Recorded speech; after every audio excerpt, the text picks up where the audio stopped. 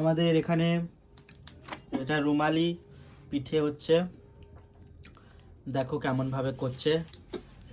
প্রথমে এই একটা তাওয়া, এটা মাটির কিন্তু, ঠিক আছে, এটাই তেল বুলিয়ে নিল। এরপর তেল বোলানোর পরে এবার এটাতে চালের যে একটা কি বলবো, একটা চালের জল টাইপের করা আছে, ওটা এবার দেবে।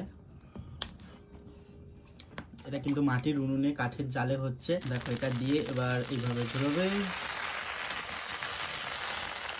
এবার কিছুটা নারকেলের কুচি দিয়ে দিচ্ছে ওটা। এবার দেখো এটাকে তুলবে, এইখানে রাখছে। এই এতগুলো পিঠে হয়েছে, এবার একটা খেয়ে দেখা যাক কেমন হয়েছে। ভালো হলো না খারাপ হলো টেস্ট করে বলবো।